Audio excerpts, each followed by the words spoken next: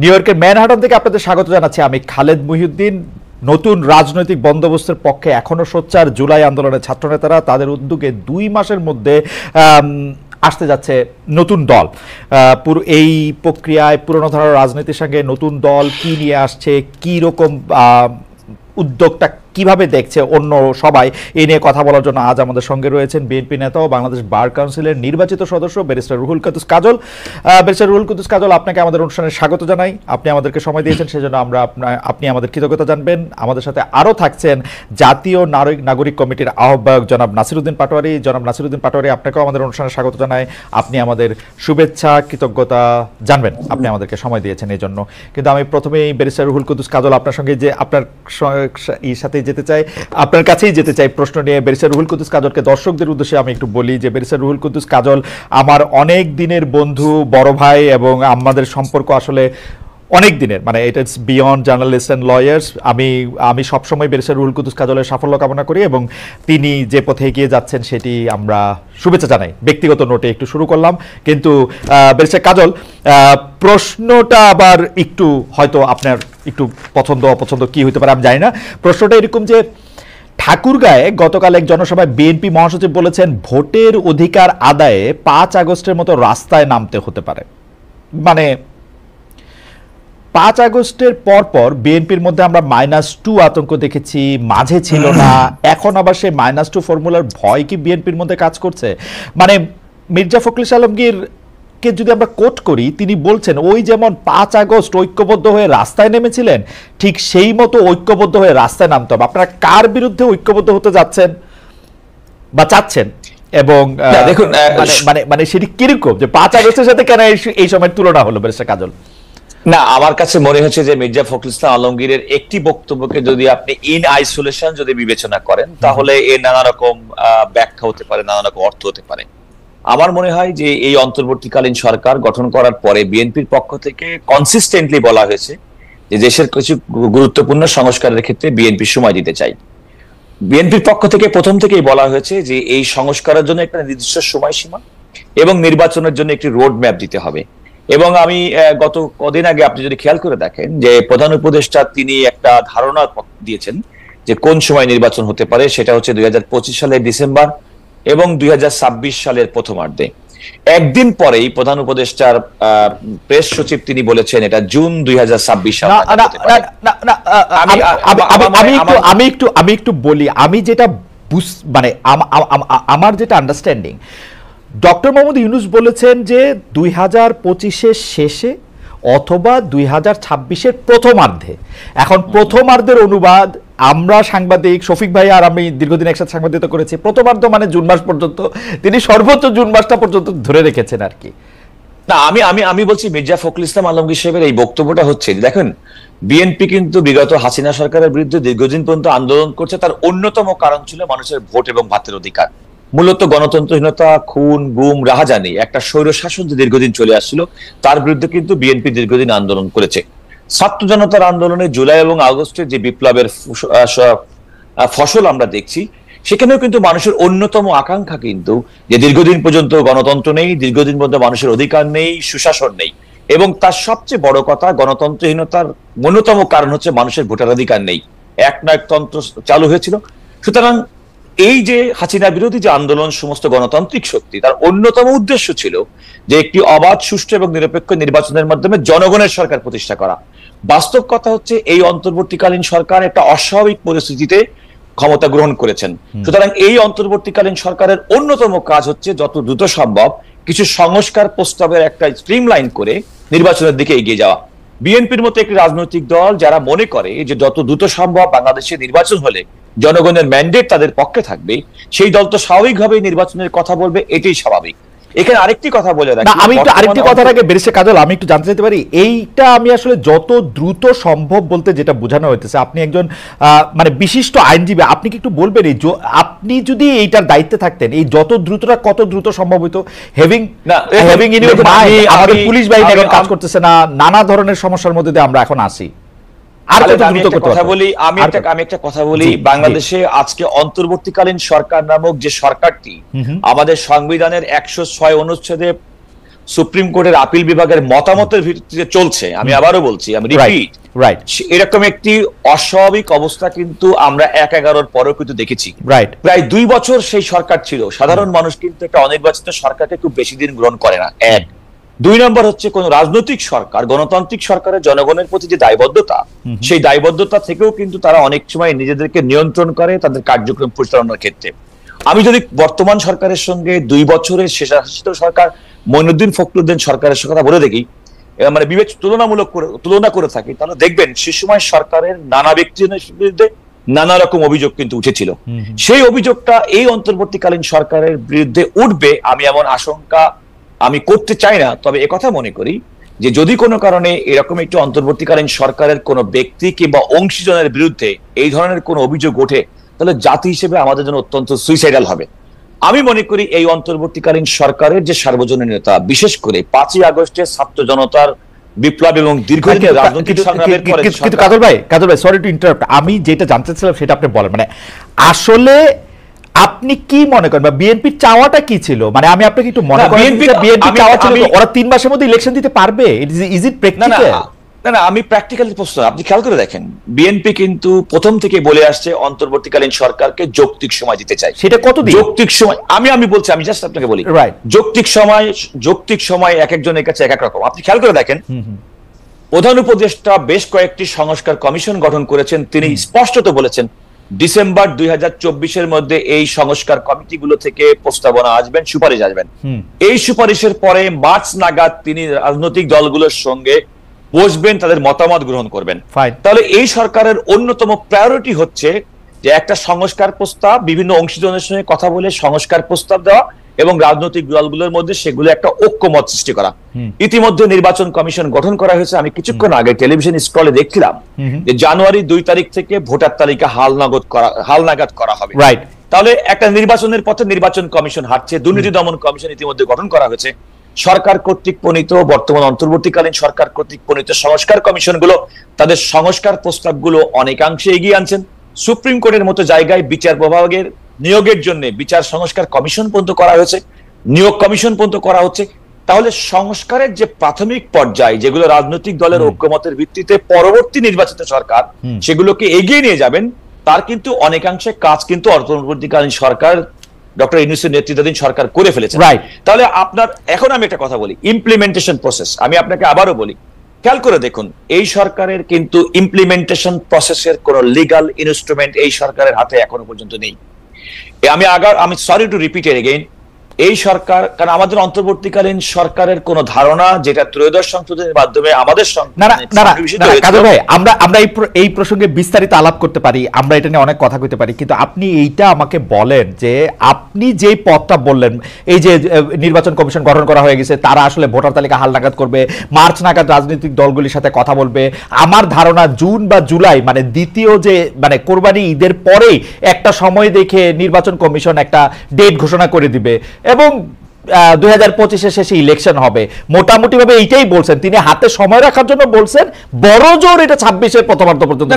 আমি আপনাকে মানে এইটার মধ্যে আপনাদের মানে আপনারা কত যোগ? আমি একটা ছোট্ট কথা বলি। প্রথম কথা হচ্ছে, দেখুন, একটি রাজনৈতিক সরকার, একথা মানতে হবে যে রাজনৈতিক সরকার ছাড়া কিন্তু দেশ পরিচালনা সম্ভব না। রাজনীতিবিদরাই দেশ পরিচালনা করবেন, তারাই দেশের মানুষের কল্যাণ করবেন।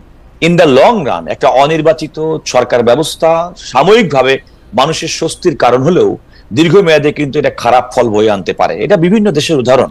আমাদের দেশের মধ্যে 1/11 পরবর্তী অন্তর্বর্তীকালীন সরকারের ক্ষেত্রে আমাদের উদাহরণ কিন্তু আমাদের চোখে আমরা কাজল ভাই, আপনি যদি আমাদেরকে একটু সময় দেন তাহলে আমরা বলবো যে রাজনীতিকরাই দেশ পরিচালনা করবেন, রাজনীতিবিদরাই দেশকে এগিয়ে নিয়ে যাবেন। আমরা গত 54 বছরে 53 বছরে এই বক্তব্যের পক্ষে আমরা কত প্রমাণ আমরা আসলে দেখি। রাজনীতিবিদরা আসলে বাংলাদেশকে আছে, আপনি খেয়াল করে দেখুন, কেন আপনি খালেদ, আপনি মনে আছে যে আমাদের তরুণ বন্ধু আমার সঙ্গে সহআলোচক, তিনি যেমন রাজনৈতিক দল গঠন করার জন্য একটা প্রক্রিয়ার মধ্যে আছেন। এই বাংলাদেশের স্বাধীনতা অব্যবহিতের পরে যে গণতন্ত্রের জন্য পাকিস্তানের বিরুদ্ধে সংগ্রাম করে বাংলাদেশ স্বাধীন হয়েছে, আপনার কি মনে নাই 1975 সালের জানুয়ারি মাসে রাইট সংবিধানের 4th সংশোধনের মাধ্যমে শুধুমাত্র একটি মাত্র রাজনৈতিক দল করা হয়েছে?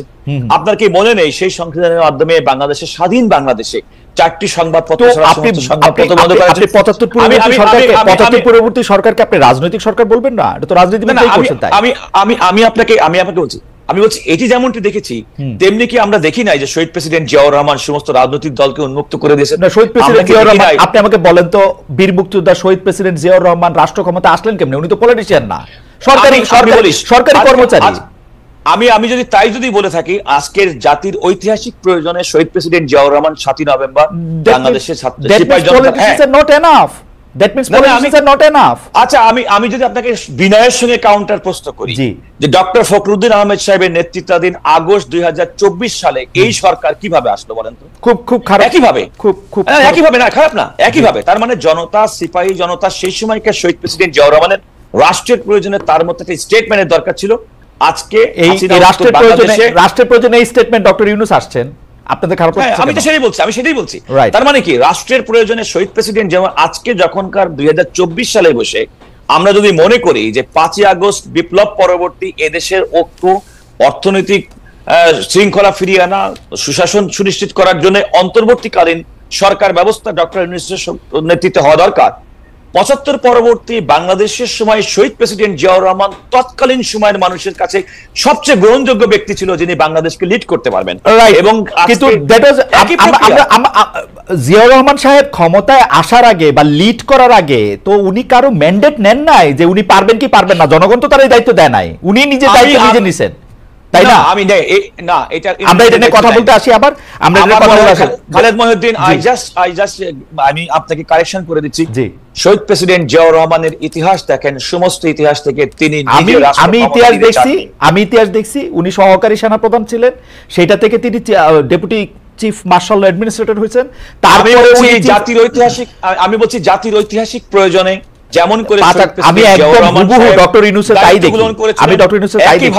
আমি বললাম উনি ক্যান্টনমেন্ট থেকে আসছেন আর উনি গ্রামীণ ফোন থেকে আসছেন, গ্রামীণ ব্যাংক থেকে। আমি সেটাই বলছি যে ডক্টর ইউনূস সাহেবের নেতৃত্বে যে সরকার ঐতিহাসিক প্রয়োজনে 2024 সালে এই জনগণের কল্যাণার্থে আসছেন এবং জনগণের কল্যাণার্থে তারা কাজ করবেন এবং জনগণের সেই সমর্থনটা তারা পেয়ে আসছেন, যেমনটি সমর্থন শহীদ প্রেসিডেন্ট জিয়াউর রহমান সিপাহী জনতা আপামর জনগণের কাছ থেকে পেয়েছে। কাদের ভাই, আপনাকে অনেক ধন্যবাদ। আমি একটু জনাব নাসিরউদ্দিন পাটোয়ারির কাছে যাই, আমি আসবো আবার আপনার কাছে আমাদের অনেক প্রশ্ন রয়েছে। সরি, প্রথম প্রশ্নটা একটু বিলম্বিত হয়ে গেল। জনাব নাসিরউদ্দিন পাটোয়ারি, 2 মাসের মধ্যে আপনাদের রাজনৈতিক দল হতে যাচ্ছে, পাশাপাশি বৈষম্য বিরোধী ছাত্র আন্দোলন ও জাতীয় নাগরিক কমিটির প্রেসার গ্রুপ হিসেবে সক্রিয় রাখার কথা বলেছেন আমরা।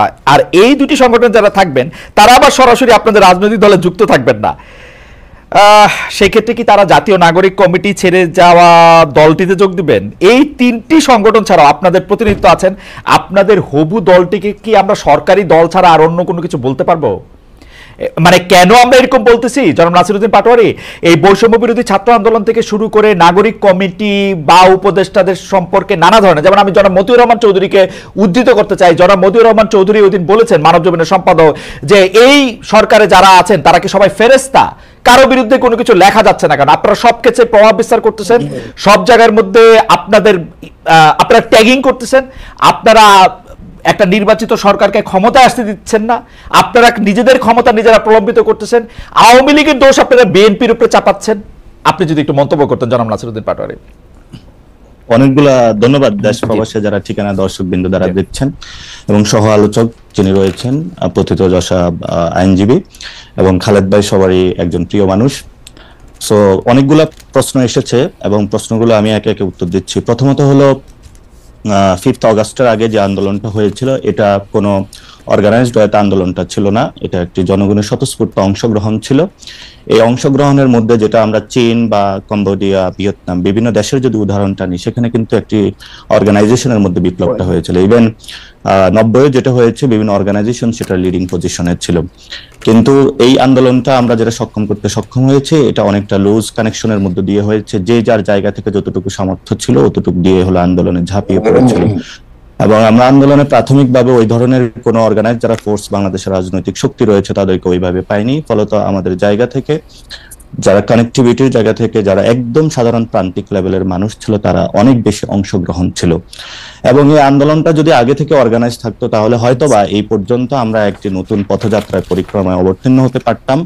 কিন্তু সেই যাত্রায় আমরা যখন আন্দোলন এবং শেখ হাসিনা যখন পালিয়ে গেল সেখানে দেখেছিলাম যে মব জাস্টিস হচ্ছে, বিভিন্ন জায়গায় অনেক ক্রিয়া কার্যকলাপ হচ্ছে, তখন আমরা চিন্তা করলাম যে আমরা বিভিন্ন জায়গায় যাত্রাবাড়িতে যিনি আছেন, মিরপুরে যিনি আছেন, উত্তরাতে যিনি আছেন, পুরো বাংলাদেশের রংপুর, সিলেট, এই যে বিভিন্ন ডটস গুলা বিভিন্ন জায়গায় রয়েছেন, তাদেরকে আমরা একসাথ করার একটা উদ্যোগ নেই। একসাথ করার মধ্যে উদ্যোগ নিয়ে যদি আমরা একটা অর্গানাইজড ওয়েতে করতে পারি তাহলে হয়তো বা রাষ্ট্রের যে একটা জায়গায় আমরা মুক্তি দিয়েছিলাম সেই মুক্তিটা আরো ভবিষ্যতে এগিয়ে নিতে পারবো। তো সেখানে স্টুডেন্টদের একটা কানেক্টিভিটি ছিল বৈষম্য বিরোধী ছাত্র আন্দোলনের মাধ্যমে, কিন্তু নাগরিকদের ওইভাবে হলো একটা অর্গানাইজড ফোর্স ছিল না যারা আন্দোলনে এসেছিল। নাগরিকদেরকে আমরা কানেক্টেড তৈরি করার জন্যই কিন্তু জাতীয় নাগরিক কমিটি 8 সেপ্টেম্বরে গঠন করি এবং সেখানে আমরা অনেকাংশে কানেক্টেড করতে সক্ষম হয়েছি। ভবিষ্যতে আরো এটা চলমান থাকবে।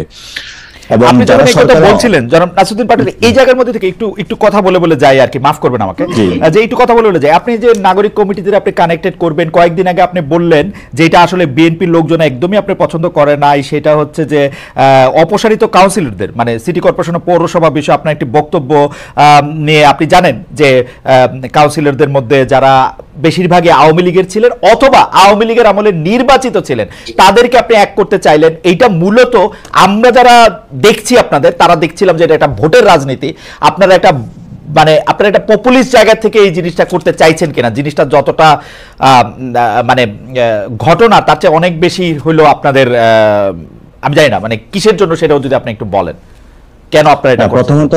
প্রথমত বিএনপি যে পছন্দ করছে না, এটা শুধু বিএনপি না, অন্যান্য রাজনৈতিক দলে একই ধারাবাহিকতা আছে। কারণ আমরা বরাবরই বলে থাকি একটা জেনারেশনের রূপান্তর হয়েছে, অর্থাৎ পুরাতন যে ওল্ড সিস্টেম, এটা আমরা সেই 3 তারিখে এক দফা দাবি যেটা নাহিদ ইসলাম উত্থাপন করেছিলেন, পুরাতন যে বন্দোবস্ত রয়েছে, ফেসিস্ট বন্দোবস্ত, সেটার আমরা বিরোধিতা করছি এবং আমরা নিউ একটি রাজনৈতিক বন্দোবস্ত চাচ্ছি। পুরাতন বন্দোবস্তের মধ্যে আমরা দেখতে পাচ্ছি ইনস্টিটিউশন গুলো ধসে পড়েছিল। গত 53 বছর অনেকগুলো রাজনৈতিক দল এসেছিল, তারা এগুলোর কোনো সুষ্ঠু প্রক্রিয়ার মধ্যে গঠন করতে পারেননি। ন্যাশন যে জায়গা ছিল সেটাতে একটা ডিসক্রিমিনেটেড জায়গা ঠেলে দিয়েছিলেন এবং একটি বিভাজনের রাজনীতিতে বাংলাদেশে গত 53 বছর ছিল। তো সেই জায়গা থেকে আমরা যখন উঠে দাঁড়িয়েছি নতুন ভাবে এই জেনারেশন, তরুণ জেনারেশন, যে আমরা আর বিভাজনের রাজনীতি চাই না, আমরা বৈষম্যের কোনো একটি সমাজ চাই না, তখনই যখন রাজনৈতিক দলগুলো দেখতে পাচ্ছে যে তাদের মধ্যে এই ক্রিয়া কার্যকলাপগুলো বিদ্যমান এবং তরুণ প্রজন্ম তাদের সেই ক্রিয়াগুলো বিরোধিতা করছে, তখনই কিন্তু বিভিন্ন রাজনৈতিক দল আমাদের বিরুদ্ধে দাঁড়িয়ে যাচ্ছে। আমরা সেই জায়গাতে বলি যে আমাদের যারা তরুণ প্রজন্ম, বিভিন্ন রাজনৈতিক দলও তারা যারা আছে, আমাদের মধ্যে একটা ঐক্য রয়েছে। আমরা যখন একটা পুলিশের সামনে দাঁড়িয়েছি, আমার পাশের জন যখন শহীদ হয়েছে বা আহত হয়েছে, আমরা লাশটা রেখে কিন্তু আবার একসাথে গিয়ে আবার পুলিশের সামনে বা শেখ হাসিনা ফেসিস্ট খুনি হাসিনার বিরুদ্ধে দাঁড়িয়েছিলাম। তো ঐক্যটা আমাদের মধ্যে রয়েছে, এটা হলো আমাদের কাছে একটা প্র্যাকটিক্যাল ঐক্য। It's not about the political party alliance বা কোনো কিছু হবে। এবং সেই তরুণ প্রজন্মের বিরুদ্ধে যখন নট অনলি বিএনপি অথবা অন্যান্য রাজনৈতিক দল দাঁড়াচ্ছে, সেটাতে স্পষ্টত একটি বিভাজন দেখা যাচ্ছে। কারণ আমরা মনে করি যে নতুন যে ব্যবস্থা সেটা আমরা মেনে নিব না, আমরা একটি পুরাতন ব্যবস্থাকে আমরা মেনে নেব, আর আমরা একটা নতুন ব্যবস্থা চাই যেটার মধ্য দিয়ে আমাদের মর্যাদার অবস্থাটা ফিরে আসবে, দক্ষিণ এশিয়াতে বাংলাদেশ একটি নতুন জায়গায় অবস্থান করবে। দ্বিতীয় যে কোশ্চেনটা আপনি করেছিলেন, প্রথমত আমি বলি যে সরকার একটি প্রজ্ঞাপনের মাধ্যমে যারা হাসিনা আমলে কাউন্সিলর হয়েছিলেন তাদেরকে একসাথে সবাইকে হলো পদচ্যুতি বা পদত্যাগ করিয়েছে। কিন্তু সেখানে কিছু মানুষ ছিল যারা হলো স্বতন্ত্র ছিল এবং অনেকেই বিএনপির ছিল, অনেকে জামায়াতের ছিল, যারা হাসিনার অথবা অপরাধ বা টেন্ডারবাজি চাঁদাবাজির সাথে জড়িত। মানে এই ব্যাপারটা এখন আপনারা সার্টিফিকেট দিচ্ছেন যে এরা ভালো, আমরা সার্টিফিকেট দিচ্ছি না, লেট মি ফিনিশ, আমি সার্টিফিকেট দিচ্ছি না। সো সেখানে আমরা মনে করছি যে যাদেরকে পদচ্যুতি করা হয়েছে, অনেক মানুষ যারা নির্বাচনে অংশগ্রহণ করেছিল আওয়ামী লীগ না, তাদের সে প্রায়শ্চিত্ত হয়েছে, তারা কিন্তু এখন চেয়ারে নেই। তাহলে যিনি স্বতন্ত্র ছিল, ব্যক্তি ইমেজ আছে, জনগণের সাথে সম্পৃক্ত আছে, কিন্তু উনি আর আমার মধ্যে এখন কোনো পার্থক্য নাই। আছে পার্থক্য, মানে পার্থক্য যদি না থাকে, আমি আপনাকে বলি, পার্থক্য যদি না থাকে, দেখেন আপনারা যে আন্দোলন করছেন, আন্দোলনে সফল হয়েছেন আপনারা, তার জন্য আমরা সবাই এই আন্দোলনের মধ্যে যে যেখান থেকে পারছি আমরা এটা অংশগ্রহণও করছি, ইয়াও করছি, আপনাদেরকে সাবাসীও দিছি। কিন্তু ঘটনা হইতেছে বারবার গত 15 বছর ধরে বিএনপি সহ অন্য বিরোধী রাজনৈতিক দলগুলি শেখ হাসিনার অধীনে কোনো নির্বাচনে না যাওয়ার জন্য, বিশেষ করে 6 সিটি কর্পোরেশন নির্বাচনের পরে আর কোনো নির্বাচনে যাওয়ার জন্য আহ্বান জানাইতেছিল। তারা বিভিন্ন পাকে চক্রে বিভিন্ন নির্বাচনে গেল, সেটা বারবার বলছে। কিন্তু আমরা কিন্তু দেখছি এই সিটি কর্পোরেশন নির্বাচনে যারা গেছে, আওয়ামী লীগের হোক আওয়ামী লীগের বিরোধী দলের হোক, তারা আসলে শেখ হাসিনার হাতটাই শক্তিশালী করছে এটাতে গিয়ে। আপনারা যে তাদের সাথে গাঁটছড়া বাঁধতে চাইতেছেন, এটা তো একটা কায়েমি স্বার্থবাদিতা ছাড়া আমি আর কিছু দেখি না, এবং ডাবল স্ট্যান্ডার্ড। প্রথমত আমরা বলে থাকি যে আপনার যে কোশ্চেনটা করেছেন এটা আমাকে ফুলি অপোজ করে থাকি, বিকজ দ্যাট প্রথমত যারা ইলেকশনে গিয়েছিল ডিরেক্টলি, যারা আওয়ামী লীগ রয়েছে, অনেক মানুষ যারা বিএনপিতে রয়েছে, এবং ডক্টর মেয়র শাহাদাত উনি কোন ভিত্তিতে এখন মেয়র হিসেবে রয়েছেন, এবং এই যে কাজল ভাইও শেখ হাসিনার আমলে কিন্তু ইলেকশন করেছেন, রুমিন ফারানা এখন আপু বক্তব্য দিয়ে বেড়াচ্ছেন বা বিভিন্ন ফোরামে কথা বলতেছেন, তো এরকম কিন্তু অনেকে রয়েছে। আমরা গত 3টি ইলেকশনকে কিন্তু খারিজ করি। যখন আমরা বলেছিলাম গত 3টি ইলেকশন অবৈধ, যেগুলোকে আমরা মানি না, সেখানে কিন্তু বিএনপি বিরোধিতা করেছিল। আমরা চুপ্পুর বিষয় বলেছিলাম, সেখানে বিএনপি বিরোধিতা করেছিল। আমরা একটা নতুন কনস্টিটিউশন বা অভিযাত্রা চেয়েছিলাম, সেটাও বিএনপি বিরোধিতা করেছে। আমরা কিন্তু সবগুলো বিষয় খারিজ করতে চেয়েছিলাম, কিন্তু সেখানে হলো যে বড় বড় রাজনৈতিক দল তারা লিয়াজু কমিটির মাধ্যমে বিভিন্ন ছোট ছোট দলকে আসনের লোভ দেখিয়ে নিয়ে পার্টি অফিসে প্রেস কনফারেন্সে, এটা ইদানিংও ঘটছে, পার্টি অফিসে প্রেস কনফারেন্স করে তারা ঘোষণা দিচ্ছে যে চুপ করে তারা পদত্যাগ চায় না, তারা নতুন কনস্টিটিউশন চায় না, বা সংবিধানে কোনো পরিবর্তন দেখতে চায় না। তারা গত 3টি ইলেকশন, আমি শেষ করি, গত 3টি ইলেকশনের বিষয়ে তাদের হলো জনগণের যে চাওয়া সেটার বিরুদ্ধে তারা দাঁড়িয়েছিল। ঠিক একই সময়ে এসে আমরা হলো গোপনে গোপনে যখন তারা 19 জন মেয়রের জন্য চিঠি দিচ্ছে, ডাক্তার শাহাদাতের সেখানে অলরেডি এস্টাবলিশ হয়েছে মেয়র হিসেবে, এবং বিভিন্ন জায়গায় আদালতের মাধ্যমে হলো অনেক ফেসিস্ট খুনি রিজিমের অংশ হলো মেয়র, পৌরসভার গুলা মেয়র বা বিভিন্ন জায়গায় ঢুকে পড়ছে। সেই জায়গায় আমরা বলেছি যে যারা 3টি ইলেকশনে করেছে, সেখানের মধ্যে যারা হাসিনা ফেসিস্ট রিজিম ডিরেক্ট খুনের সাথে ইনভলভমেন্ট ছিল, তাদেরকে তো বিচারের আওতায় আনতে হবে, কিন্তু যারা স্বতন্ত্র ছিল, সেখানে ইলেক্টেড হয়েছে, তাদেরকে চেয়ার থেকে আমার মনে হয় ফ্যান্টাস্টিক, আমার মনে হয় এই পয়েন্টটা আপনি ফ্যান্টাস্টিক রেজ করছেন, এবং আমি আপনার সাথে একদম একমত। খালিদ ভাই একদম একমত। একটু শেষ করে, একটু 10 সেকেন্ড একটু শেষ করে, সেটাতে আমরা তাদের জায়গাতে তাদের প্রায়শ্চিত্ত হয়েছে মনে করি, কিন্তু বিএনপিও তাদেরকে হলো রিইনস্টেটেড করতে চাচ্ছে, এবং অলরেডি তারা বহিষ্কারাদেশ প্রত্যাদেশ সরিয়ে নেওয়ার জন্য বিভিন্ন ক্রিয়া কার্যকলাপ শুরু করেছে। ফলত আমরা যখন দেখছি একটি রাজনৈতিক বড় দল থেকে যারা হলো আল্লাহর উপর অবিচল আস্থা এবং বিশ্বাস, জাতীয়তাবাদী স্লোগান দিয়ে বাংলাদেশের মানুষের উপরে আস্থা অর্জন, আমার মনে হয় যে আপনার বক্তব্য পরিষ্কার, আপনার বক্তব্য পরিষ্কার। আমি এটা জনাব রুহুল কুদ্দুস কাজলকে প্রশ্ন করতে চাই যে আপনারা বিভিন্ন মেয়রের ব্যাপারে চিঠি দিচ্ছেন গোপনে, জনাব নাসিরউদ্দিন পাটোয়ারি এটি যেমন বলছেন, আমাদের কাছে এটি খবর আছে, এবং অলরেডি ডক্টর শাহাদাত আমাদের মানে আমাদেরও খুব প্রিয় ভাজন মানুষ, তিনি তাকে আসলে মেয়র পদে তিনি এখন আসীন আছেন। মানে যেটি আপনারা করবেন সেটি হচ্ছে ভালো, জনাব নাসিরউদ্দিন পাটোয়ারিরা যেটি করার উদ্যোগ নেবেন সেটি হয়ে যাবে খারাপ। এইটা কি সাংঘাতিক ডাবল স্ট্যান্ডার্ড না কাজল ভাই? মানে আপনারা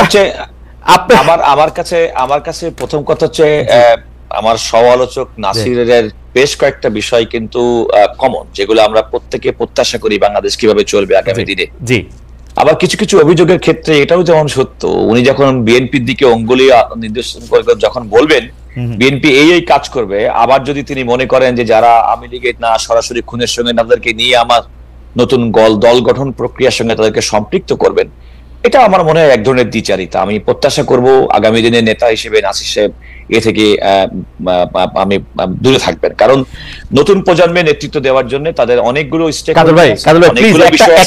একটা আমি বলতে ভুলে গেছিলাম। কাজল ভাই, বিএনপি যখন হরে ধরে সবসময় বলে যে শেখ হাসিনার সময় যারাই নির্বাচন করতেছে তারাই খারাপ, আপনারা তো শেখ হাসিনা পার্লামেন্টে গিয়ে বসছেন, এমনকি সংরক্ষিত ওইটাও নিছেন। আমরা যখন বিরোধিতা করতেছিলাম এটা কি ইলেকশন হইলো, আপনারা তখন 6 জনকে পার্লামেন্টে বসছেন। না দেখেন, এটা হচ্ছে তো একটা রাজনৈতিক দল, একটা কথা খেয়াল করতে হবে খালেদ সাহেব, যে দেখুন একটা রাজনৈতিক দলের যে কৌশল, রাজনৈতিক কৌশল, সেই কৌশলটা কিন্তু আপনি একটা কথায় মোটা দাগে কিন্তু তার বিশ্লেষণ করলে হবে না। কারণ পার্লামেন্টে যে সময় বিএনপি সেই পার্লামেন্টে গেছে সেটা একটা রাজনৈতিক সিদ্ধান্ত ছিল। এই সরকারের যে কোন রকম জনপ্রিয়তা নেই, এবং পার্লামেন্টে সরকারের বিরোধিতা করার জন্য বিএনপি সেই সময় যৌক্তিক মনে করেছে। বিএনপি যে সময় মনে করেছে, বিএনপি তো একসময় স্থানীয় সরকার নির্বাচনও করেছে, সিটি কর্পোরেশন নির্বাচনও করেছে, কিন্তু পরবর্তীতে যখন এই সরকার বিগত হাসিনা সরকারের নির্বাচন এবং তাদের যখন বিন্দুমাত্র তাদের উপর আস্থা রাখতে পারেনি, তখন সমস্ত ধরনের নির্বাচন থেকে নিজেদেরকে গুটিয়ে নিয়েছে। আপনার কি মনে নেই 2018 সালে শেখ হাসিনার কথার উপর ভিত্তি করে ডক্টর কামালের নেতৃত্বে সমস্ত রাজনৈতিক দল অংশগ্রহণ করেছে, সেগুলো হচ্ছে সরকার, এবং ইলেকশন খারাপ হয়েছে। আমরা বলেছি ইলেকশন খারাপ হয়েছে, তারপর বিএনপি কে পার্লামেন্টে বসে পড়ছে। আমি আমি আমি আপনাকে বলছি, এগুলো হচ্ছে একটা দলের অভ্যন্তরীণ রাজনৈতিক কৌশল। এই কৌশলের আমাদের জনগণের তো জানার অধিকার আছে কাজল ভাই, এই কৌশলটা আসলে কিসের লক্ষণ, তাই না? মানে কি বুঝায়? আমি সরি টু সে খালেদ সাহেব, সবসময় আমরা জনগণকে সবসময় নিজেদের মতো করে নিয়ে সবসময় ব্যাখ্যা করি। আপনি যখন বলছেন তখন জনগণের দোহাই দিবেন, আমি যখন বিএনপির কথা বলবো জনগণের দোহাই দিব, নাসিরউদ্দিন পাটোয়ারি যখন বলবো তখন জনগণের ম্যান্ডেট কার দিকে সেটার নির্ধারণের একমাত্র পদ্ধতি হচ্ছে নির্বাচনের ব্যবস্থা। এই নির্বাচন ব্যবস্থা 1991 সালে হয়েছে, এই নির্বাচন ব্যবস্থা 1996 সালে হয়েছে, এই নির্বাচন ব্যবস্থা 2001 সালে হয়েছে। আমি 2008 সালের নির্বাচনটিকে কোন মানে অবাধ, সুষ্ঠু এবং নিরপেক্ষ নির্বাচন বলতে রাজি নই। বিএনপি হারলে নির্বাচন সুষ্ঠু হয় না তো? বিএনপি হারলে নির্বাচন না খালেদ, নো, আপনি খেয়াল করুন খালেদ, নির্বাচনের তত্ত্বাবধায়ক সরকার ব্যবস্থা ছাড়া 91 সালে নির্বাচন হয়েছে। তত্ত্বাবধায়ক ব্যবস্থা সংবিধানে আসার পরে 96 এবং 2001 নির্বাচন হয়েছে। তত্ত্বাবধায়ক সরকারের 90 দিনের মধ্যে নির্বাচন করার কথা।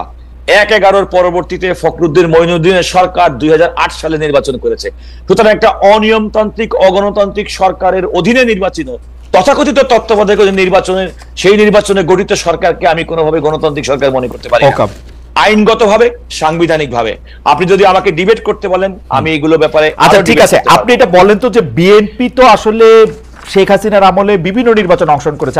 আমার মনে আছে 6টা সিটি কর্পোরেশন একসাথে নির্বাচন করলো, এর মধ্যে 5টা সিটি কর্পোরেশনে বিএনপি জিতলো। আসলে বিএনপি অংশগ্রহণ করলো হচ্ছে 2018 সালের নির্বাচনে। আপনি বলতেছেন যে তার যৌক্তিকভাবে ওই সময় মনে হয়েছিল, তো বিএনপির যুক্তি 14 সালে মনে হচ্ছে নির্বাচনে যাবো না, যায় নাই। 18 সালে মনে হচ্ছে যাবো, গেছে। 24 সালে মনে হচ্ছে যায় নাই, যাবো। তো এই ওরা কি করবে? নতুন রাজনৈতিক দলরা কি করবে? আপনাদেরকে অনুসরণ করতে হবে কোনো জায়গা থেকে। না না না না খালেদ, আপনি খেয়াল করে দেখেন, আপনি মনে হয় মূল জিনিসটা থেকে সরে যাচ্ছেন। দেখুন মূল ইস্যুটা কোথায়। মূল ইস্যুটা হচ্ছে ত্রয়োদশ সংশোধনের মাধ্যমে বাংলাদেশের সংবিধানের নির্দলীয় তত্ত্বাবধায়ক সরকার ব্যবস্থা, যেটি বেগম খালেদা জিয়া প্রণয়ন করেছিলেন তৎকালীন জামাত, আওয়ামী লীগ সহ অন্যান্য রাজনৈতিক দলের আন্দোলনের পরিপ্রেক্ষিতে। রাইট, তার সুফল কিন্তু পরবর্তী নির্বাচন হয়েছে। সুতরাং জনগণের ভোটাধিকার নির্ভয়ে আমি জনগণের ভোট দেওয়ার যে বন্দোবস্ত সাংবিধানিক ভাবে আমাদের সংবিধানে ছিল, যেটি শেখ হাসিনা সরকার তার ক্ষমতাকে কুক্ষিগত করার জন্য পঞ্চদশ সংশোধনের মাধ্যমে এবং তার পূর্বে খায়রুল হকের রায়ের মাধ্যমে ত্রয়োদশ সংশোধনী নির্দলীয় তত্ত্বাবধায়ক ব্যবস্থা সংবিধান থেকে বিলুপ্ত করেছে, তারপর থেকে তো মূল সমস্যা শুরু হয়েছে। না, আপনি আগে থেকে ধরেন মূল সমস্যাটা আগে থেকে বিএনপি তার প্রেসিডেন্টকে প্রধান উপদেষ্টা দায়িত্ব নিতে বাধ্য করছিল বা নেওয়া হয়েছিল। বিএনপি তত্ত্বাবধায়ক সরকার ব্যবস্থা ধ্বংস করছিল 2006-7 সালে। ওই তাদের চাওয়া প্রধান বিচারপতিকে সর্বশেষ অবসরপ্রাপ্ত প্রধান বিচারপতি বানায়। ওইটাও তো বলতে হবে, 2-3টা জিনিস। এটা কিন্তু আপনার এক ধরনের ন্যারেটিভ। আপনি খেয়াল করে দেখেন, আপনি যদি কিছু মনে না করেন, বর্তমানে সংবিধানে আমাদের অনুচ্ছেদ 58 আপনি পাবেন না, পাবো না তো। আপনি দেখবেন 58 অনুচ্ছেদে কোনো কারণে সর্বশেষ প্রধান বিচারপতি না হলে আপিল বিভাগ থেকে সর্বশেষ অবসরপ্রাপ্ত বিচারপতি, তারপরে বিশিষ্ট জন, তারপরে কিন্তু সর্বশেষ স্তর ছিল রাষ্ট্রপতি দায়িত্ব গ্রহণ। সেটি কিন্তু একটা সাংবিধানিক কাঠামোর মধ্যে ছিল। আমি কথা বলছি না যে তৎকালীন সময়ের সিদ্ধান্তটা সঠিক কিংবা বেঠিক ছিল, কিন্তু মূলত কিন্তু তৎকালীন রাষ্ট্রপতির দায়িত্ব গ্রহণটা সেটিও কিন্তু আমাদের একটা সাংবিধানিক প্রক্রিয়া। আচ্ছা আপনি বলেন তো, বিএনপির বিরুদ্ধে অভিযোগ করা হয় বিচারপতিদের বয়স বাড়ানোর কারণে, একজনকে সুবিধা দেওয়ার জন্য। বিএনপি যদি এতই খারাপ কাজ করে থাকে, তো আওয়ামী লীগটা এত বছর ক্ষমতা ছিল, সংবিধানকে কেটে ছিঁড়ে ফেলেছে, কেন তারা আবার বয়স বিচারপতি কেন কমালো না? আমার জবাব দিতে দেন। ওয়ান ওয়ে অফ ন্যারেটিভ দিয়ে একটা পার্টিকুলার পলিটিক্যাল পার্টি। আমি আপনার জবাবটা দেই, আমি আবার আপনার কাছে আসবো, জবাবটা দিয়ে আসি। সেই সময়কার প্রধান বিচারপতি বিচারকদের বয়স বাড়ানোর সুপারিশটা করেছিলেন যে কয়জন বিচারকদেরকে সামনে রেখে। বিচারপতি কে এম হাসান ছিলেন তাদের মধ্যে অন্যতম। বিচারপতি কে এম হাসানের বয়স কিন্তু বাড়ে নাই। বিচারপতি কে এম হাসান যেদিন অপশন নিয়েছেন তারপরের দিন এই বয়সটা বাড়ানো হয়েছে, যাতে তিনি সর্বশেষ আমি বলি শুনে, তার আগের দিন করলেই কিন্তু এই ঝামেলা হইতো না। এটা ইচ্ছা করে করা হয়েছে, অঙ্ক করে। আপনি বিচারপতিদের বয়স বৃদ্ধিটা কি শুধুমাত্র একটা পার্টিকুলার রাজনৈতিক ওই দিন করা হয়েছে তাই করে? ওই দিন করা হয়েছে তাই করে? তাই যদি হয়ে থাকে, বিচারপতি কে এম হাসান যেদিন অপশন নিয়েছেন তার পরদিন করা হয়েছে বিচারপতি বয়স। আমি একটা কাউন্টার আর্গুমেন্ট আপনাকে করে রাখি, তাই হতো, এটা যদি এতই যদি খারাপ বিধান হতো, আওয়ামী লীগ তারপরে এত বছর ক্ষমতায় থাকবে। কাউন্টার আর্গুমেন্ট তো সেইটাই, 66 বছর বয়স তো আমরা সবাই চাই, 66 বছর বয়স তো লাগবে, 65 থেকে 66। কিন্তু বিচারপতি কে এম হাসানের অপশন নেওয়ার পরদিন হবে না তো এটা? আপনি একটা coincidence K This is not coincidence. He was the chief justice. This is not coincidence. আমি আপনাকে বলি খালেদ, যে কোনো ভাবেই হোক না কেন, কোন একটা সংবিধানের জন্য, কোন একটা মানুষের গ্রেটার মানুষের বেনিফিটের জন্য করা হয়ে থাকে, রাষ্ট্র ক্ষমতার পরিচালনার জন্য তারা যদি করে থাকে গ্রেটার ইন্টারেস্ট, আমি জাস্টিফাই করছি না। ঠিক আছে, আমার মনে হয় ব্যারিস্টার রুল কাজল আপনার বক্তব্য পরিষ্কার। কোন একটা ইনসিডেন্টকে, কোইন্সিডেন্সকে আপনার একটা দলের, রাজনৈতিক দলের বিরুদ্ধে ঢালাওভাবে প্রচারের যন্ত্র করার কোন সমিতি আমার মনে হয় ব্যারিস্টার কাজল, আপনাকে অনেক ধন্যবাদ। আমি একটু জনাব নাসিরউদ্দিন পাটোয়ারি আপনার কাছে যেতে চাই। জনাব নাসিরউদ্দিন পাটোয়ারি, আমরা আপনার কাছে যাওয়ার আগে দর্শকদের কাছে আমরা একটা প্রশ্ন করেছিলাম, জুলাই আন্দোলনের নেতাদের উদ্যোগে কোনো কিংস পার্টি হচ্ছে না, সমন্বয়কদের এই দাবি সমর্থন করেন কিনা? শতকরা 62% যারা ভোট দিয়েছেন তারা সমন্বয়কদের এই দাবি সমর্থন করেন, শতকরা 38% সমর্থন করেন না, 65,000 দর্শক ভোট দিয়েছেন। আমি আমি আমি আমি আমি আমি একটু জনাব পাটোয়ারি আপনার কাছে প্রশ্ন করতে চাই যে আপনারা বারবার নির্বাচনের তারিখ জানতে চাইলে আপনারা দাবি করছেন যে জুলাই আন্দোলনের স্পিরিটে নির্বাচন বড় বিষয় না। তবে বড় বিষয়টি তবে কি? আমি তো মনে করি যে গণতন্ত্রের ক্ষেত্রে নির্বাচন ছাড়া আর বড় বিষয় কি হতে পারে?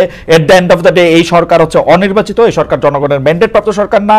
নির্বাচনে আপনারা যদি মনে করেন জনগণ আপনাদের সাথে আছেন, আপনারা আসেন, নির্বাচনে আসেন, 290-80 সিট পান, আপনারা নির্বাচনে নিজেদেরকে ট্রাই করেন। আপনারা কেন অনির্বাচিত অবস্থাতেই এতগুলি সংস্কারের পক্ষে কথা বলতেছেন যে এটা জুলাই আগস্ট স্পিরিটের সাথে এটা যাইতেছে না? আপনারা ভোট নিয়ে আসেন, তাহলে তো আর সব দিক দিয়ে সব ঠিকঠাক হয়। এই কথা যখন বলতেছি, আমি পাশাপাশি আরো দুই একটা জিনিস আমি জানা রাখি, বলে রাখি যে বর্তমানে আমরা দেখতে পাচ্ছি আওয়ামী লীগের যে বয়ান ছিল যে মুক্তিযোদ্ধাদের অপমান করা, মুক্তিযোদ্ধাদের নাম ঠিক করে দেওয়া ছাড়া তাদের দল ছাড়ার কোনো উপায় নাই, আমরা কিন্তু এর লক্ষণও সম্পূর্ণ দেখতে পাচ্ছি। আপনাদের এই অবস্থানে রাজনৈতিকভাবে এটা কি? আপনি যে পার্টি করতেন, এবি পার্টি, সেই এবি পার্টির একজন যুগ্ম সদস্য সচিব ব্যারিস্টার আসাদুজ্জামান ফুয়াদ এক বক্তব্যে বলেছেন 16 ডিসেম্বরকে তিনি বিজয় দিবস মানেন না। মানে এই পুরাটা লক্ষণ, মুক্তিযোদ্ধাদের অপমান করা, বিজয় দিবস না মানা, এই প্রত্যেকটা জিনিসই কিন্তু আওয়ামী নেরেটিভ রে, আওয়ামী বয়ানরেই প্রতিষ্ঠিত করে যে আপনারা যখন থাকবেন তখন আপনাদের অবস্থানটা যাবে হচ্ছে মুক্তিযুদ্ধের বিপক্ষে। আপনার মন্তব্য একটু শুনবো, আমি একটু থামি। প্রথমে আমি বলি যে ব্যারিস্টার রুহুল কুদ্দুস কাজল আমাকে একটি পরামর্শ দিয়েছেন, আমি বিনয়ের সুরে বলছি আপনার পরামর্শ নিব না আমি, কারণ আপনার যে পরামর্শ এটা হয়তো আপনার দলীয় কর্মীদেরকে দিলে আপনি অনেক লাভবান হবেন, এবং সেখান থেকে বেসিক্যালি আপনাদের জেনারেশনের সাথে আমাদের দৃষ্টিভঙ্গি নিয়ে দৃষ্টিভঙ্গিগত একটি পরিবর্তন ঘটেছে, যে পরিবর্তনের কারণে আপনারা আমাদের ভাষাগুলো বুঝতে পারছেন না, আমরা আপনাদের সেই ওল্ড ভাষাগুলো বুঝতে পারছি না। আর সেকেন্ড যে বিষয়টা বলেছিলেন যে আমরা বলি যে আপনারা গভীর সংকটের দিকে যখন আমরা দেশটা যাচ্ছিল তখন কিন্তু এই রক্তের উপরে দাঁড়িয়ে একটি সরকার গঠন হয়েছিল, এবং 2000 শহীদ এবং 50,000 মানুষের যারা অঙ্গহানি হয়েছিল, আমি তাদের শ্রদ্ধা নিবেদন বলতে চাই, এই মানুষগুলো যে রক্ত দিয়েছে, অঙ্গহানি হয়েছে, তার বিচারটা আপনি কখন করবেন? বিচার প্রক্রিয়া নিয়ে বিএনপির থেকে কোনো কোশ্চেন আসে নাই। জনগণের কাছে তো এটা প্রশ্ন, যে বুকের সন্তানটা হারিয়েছে, যে ভাই হারিয়েছে, যে বোন হারিয়েছে, এগুলো কথা শুনলে মনে হয় এগুলো অনেক দুঃখজনক কাহিনী, কিন্তু দুঃখজনক কাহিনী না, এগুলো সত্য। যে গতকালকে আমরা শহীদ মিনারে একজনের জানাজা দিয়ে এসেছি, আরাফাতের যে মাদ্রাসা ছাত্র, যে ছোট্ট বয়সে 11 বছর বয়সে হলো শহীদ হয়েছে।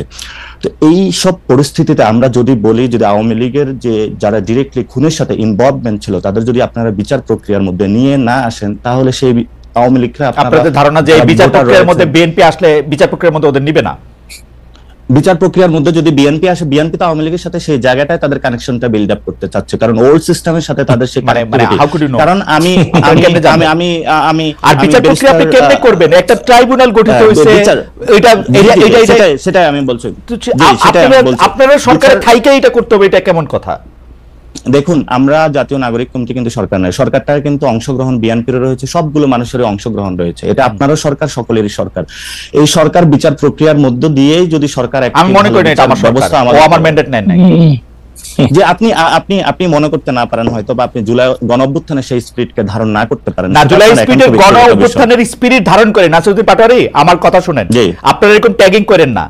জুলাই স্পিরিটের, জুলাই একদম স্পিরিটটা ধারণ করেই আমরা বলতে চাই যে আমরা একটা গণতান্ত্রিক সরকার চাই।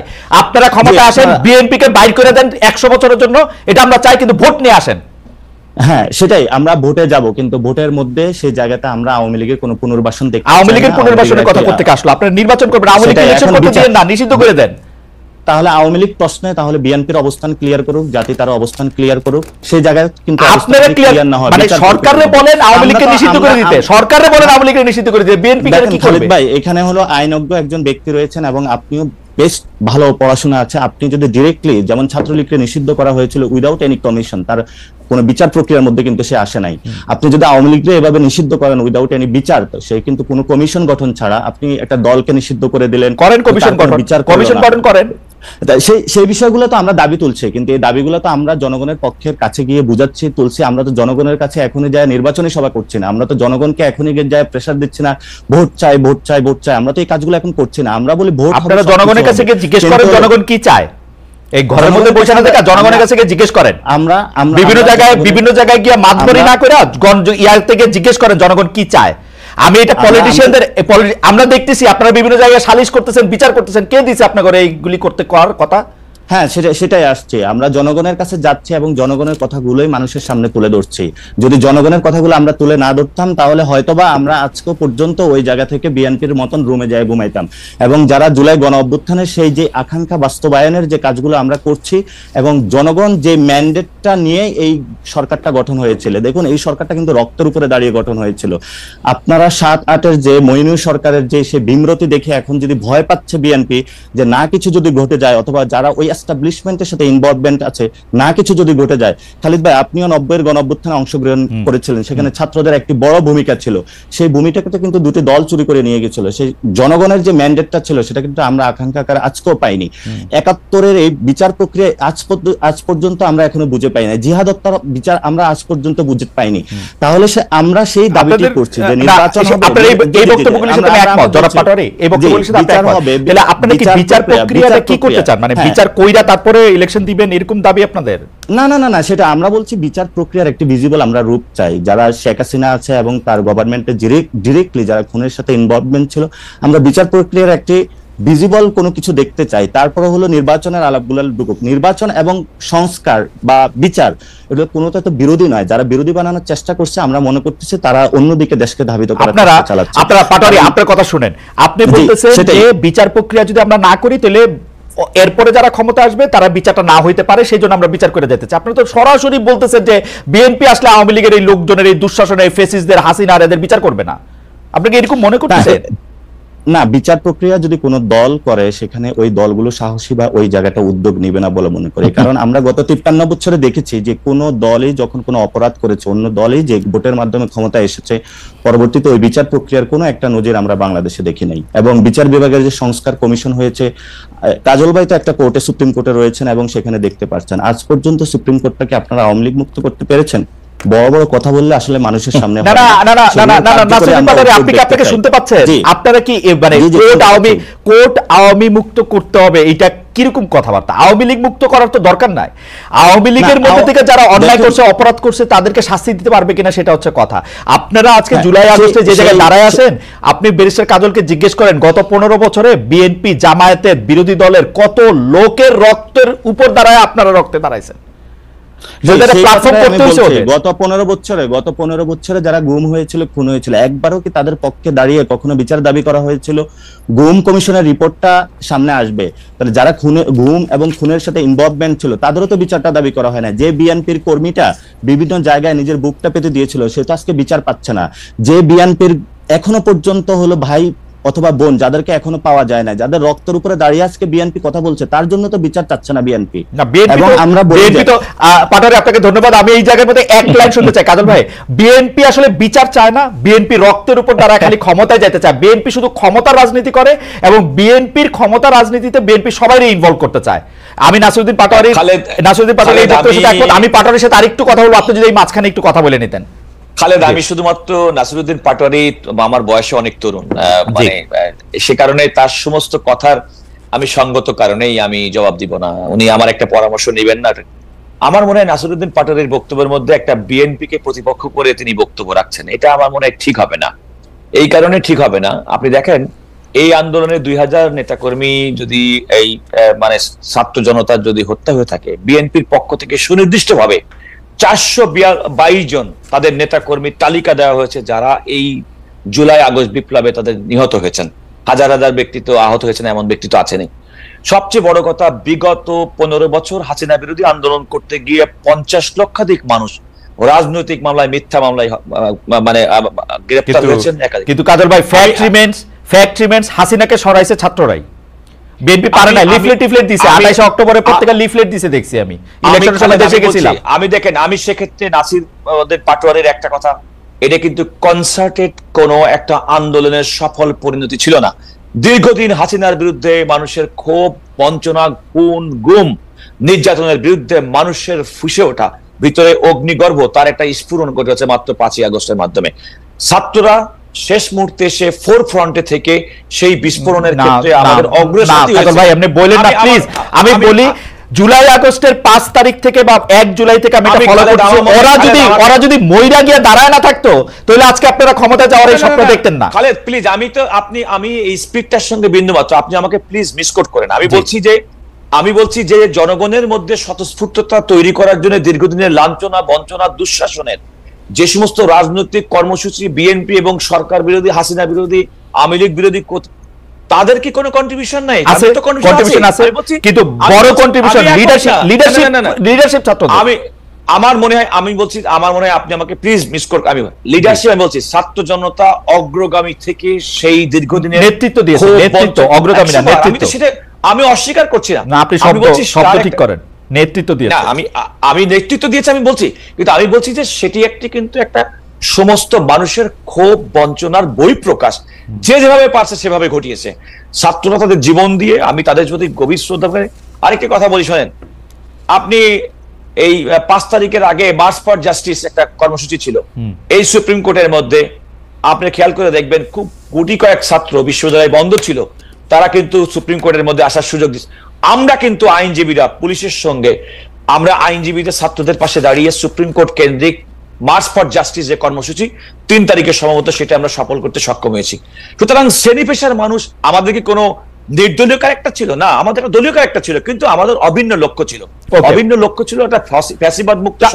আমি আসলে আসবো আবার কাদের ভাই 2 মিনিট একটু পাটোয়ারিকে শুনে আসি। আমি শুধু এটা জানতে চাইছিলাম যে বিএনপি শুধু সুযোগের মধ্যে অপেক্ষায় থেকে সুযোগটাকেই কাজে লাগাতে চাইতেছে কিনা, যে সুযোগটা আমরা দেখছিলাম যে বাংলাদেশকে আসলে বদলায় দেওয়ার যে সুযোগ। এত ন্যারোলি বিএনপির মতো একটা জনপ্রিয় রাজনৈতিক দল, যে দলকে ভাঙার জন্য শেখ হাসিনা 15 বছর প্রাণান্তকর চেষ্টা করেছে, এবং সেই দল পারে নাই। আমি বলছি যে দেখেন, অন্যান্য যে কোনো দেশে বেগম খালেদা জিয়াকে কারাগারে রেখে প্রবাসী তারেক রহমানের নেতৃত্বে বাংলাদেশের সর্বশেষ 7 জানুয়ারি নির্বাচনে ছিল না তো নেতৃত্ব। আপনারা তো ছিল না তো। আমি একটা কথা বলি, আমি বলি বিএনপির এত বড় একটা বিশাল রাজনৈতিক দল, আপনি যদি আইডেন্টিফাই করতে চান যে আপনি অমুককে দেখি না, অমুককে দেখি নাই, তাহলে দীর্ঘদিনের আমি একটু পাটোয়ারির সাথে কথা বলি। আমি শুধু এই কথাটা বলে রাখি, 28 অক্টোবর এত বড় একটা সমাবেশের মধ্যে থেকে 2023 28 অক্টোবর এত বড় সমাবেশের মধ্যে একটা সাউন্ড গ্রেনেড, একটা হুমকি, 3 টাকা একটা ইয়াতে কিন্তু বিএনপি সরে গেছিল। আমরা আসতেছি আপনার কাছে, বেরেশে কাদল, আমরা এটা আসতেছি। আমরা এখন এই জায়গাটার মধ্যে থেকে একটু জনাব নাসিরউদ্দিন পাটোয়ারিকে একটু শুনতে চাই। জনাব নাসিরউদ্দিন পাটোয়ারি, আপনারা আওয়ামী লীগের যে বয়ান, মুক্তিযুদ্ধ নিয়ে, চেতনা নিয়ে বা অন্য কোনো কিছু নিয়ে, সেইটাই আপনারা প্রতিষ্ঠিত করতে চাইতেছেন কিনা যে আসলেই মানে ওগুলি আওয়ামী লীগের সম্পত্তি? এবং আমি ব্যারিস্টার ফুয়াদের কথাও বলতে চাই যে বিজয় দিবস মানি না, দরকার নাই, নতুন বিজয় দিবস খুঁজি, জাতীয় সঙ্গীত চেঞ্জ করি, জয় বাংলা ভালো না, ইত্যাদি আর কি। না, প্রথমত হলো বিএনপি আমাদের প্রতিপক্ষ নয়, কিন্তু বিএনপির কোন নীতি যদি ওল্ড সিস্টেমের সাথে যায়, আমরা সেই সিস্টেমটার বিরোধী। এটা বিএনপিকে সুস্পষ্ট ভাবে এটা বুঝতে হবে। এবং বিএনপির এই আন্দোলনে অংশগ্রহণ ছিল, বিভিন্ন জায়গা থেকে তাদের সাপোর্ট দিয়েছিল, সেটা তারা অনেকে আন্দোলনে অংশগ্রহণ করেছিল, তাদের কর্মীবৃন্দ। কিন্তু বিএনপির এটা বুঝতে হবে যে দলীয়ভাবে তারা কিন্তু অংশগ্রহণ করে নাই। অনেক ছিল বিএনপি নেতা, তাদের বাচ্চারা হলো তার বাপের নির্দেশ অমান্য করেই মাঠে চলে এসেছিল। তো ফলত তাদের পালসটা হলো বিএনপিকে বুঝতে হবে, তরুণ প্রজন্মের যেটা পালস, এটা হলো বিএনপির যারা নেতৃবৃন্দ আছেন তারা ভেবে দেখবেন। আর সেকেন্ড যেটা বলেছিলেন যে আমরা বরাবরই বলে থাকি আমাদের যাত্রাটা শুধু 24 থেকে না, আমাদের যাত্রাটা হলো 40 থেকে। সেখানে আমরা ইতিহাসের বাঁকটা টেনে থাকি।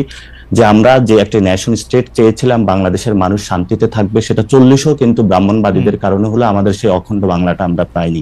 আমরা 71-এ যে মুজিববাদী দিল্লির এক্সটেনশন সরকার প্রতিষ্ঠিত হয়েছিল, পরবর্তীতে 72-এর দিক থেকে জনগণের আকাঙ্ক্ষার সাথে কিন্তু তারা বেইমানি করেছিল। আমরা কিন্তু 71-এ সে লড়াইয়ের আকাঙ্ক্ষাকে ধারণ করে সাম্য, মানবিক এবং ন্যায় মর্যাদার যে একটি রাষ্ট্র চেয়েছিল, সেটা কিন্তু পরবর্তীতে হয়নি। আমরা সেই জায়গা থেকে 71 এবং 24-এর একটি সংশ্লেষণ ঘটাতে চাই, এবং যারা এই বিষয় নিয়ে বিতর্ক সৃষ্টি করবে, আমরা মনে করি যে হয়তোবা তাদের কোনো হীন উদ্দেশ্য রয়েছে এবং এটা বাংলাদেশে একটা বিভাজনের আবারও সেই রাজনীতিটা করতে চাচ্ছে। আমরা বরাবরই বলে থাকি যে 71-এ বাঙালি মুসলমানদের যে লড়াইটা ছিল, সেটাকে মুজিববাদী সরকার ইন্ডিয়ার সাথে একসাথে মিলে কম্প্রোমাইজ করা হয়েছিল, এবং পরবর্তীতে আমরা দেখেছিলাম জনগণ কিন্তু জনগণও কিন্তু রাস্তায় নেমে এসেছিল, এবং জিয়াউর রহমানকে যখন সেনা এবং জনতার একটি মিলন হয়েছিল, সেখানেও জনগণের একটি আকাঙ্ক্ষা ছিল, সেটাও কিন্তু আমরা ফুল পাইনি। আপনার পরবর্তীতে যখন 90-ও একটি আকাঙ্ক্ষার একটি জন্ম দিয়েছিল, সেটাও আমরা পাইনি। তো ফলত আমরা এই 24-এ এসে বলে থাকি যে তরুণদের যে দৃষ্টিভঙ্গিকে এসেছে নতুন করে বাংলাদেশ সাজানোর, সেটা ওল্ড সিস্টেম বা যারা হলো এস্টাবলিশমেন্ট যে সিস্টেমটা রয়েছে, যারা ফেসিবাদী বা ফেসিস্ট একটা সিস্টেমের মধ্যে চলতে চায়, আমরা সেই জায়গাটাতে অপোজ করি। এই জন্য হলো আমি তো ফেসি সিস্টেম দেখি যে আপনারা কাউরে কোনো কিছু কইতে দেন না। এই সরকারের আমলে কারো ইন্টারভিউ নিতে গেলে 3 জন 3 জায়গায় দিয়ে লেখে এ প্রতারণা করছে, এইটা করছে, আপনারা তো কারো কথাই শুনতে চান না। আমি মতিউর রহমান চৌধুরীকে আবার উদ্ধৃত করতে চাই, তিনি বলতেছেন এই বাংলাদেশের এই সরকারের এগেইনস্টে কোনো রিপোর্ট কোথাও ছাপা হয় না, তো ওনারা কি সব ফেরেশতা? না, মতিউর রহমান কিন্তু একটা বিতর্কের সৃষ্টি করেছিলেন, কিন্তু আমরা বরাবরই হলো যে কোনো সংবাদ মতিউর রহমানের বিতর্ক বাদ দেন, মতিউর রহমানের এই কথা নিয়ে কথা কয়। আমরা বরাবরই যে কোনো সংবাদ মাধ্যমের স্বাধীনতা, আমার সংবাদ মাধ্যমের স্বাধীনতার জন্য আপনি সর্বপ্রথম হলো আমাদেরকে পাবেন, যদি বুলেটটা পড়ে সেটা আমাদের মধ্যেই পাবেন, কারণ আমরা সংবাদপত্রের স্বাধীনতায় বিশ্বাস করি, এবং এই সরকারের সময় সর্বোচ্চ লেভেলের হলো বাংলাদেশের সংবাদপত্র এবং মিডিয়া যারা আছে সর্বোচ্চ স্বাধীনতা ভোগ করছে। আপনি মিডিয়া পাড়ায় খোঁজ নেন, বিভিন্ন জায়গায় খোঁজ নেই বলতেছি।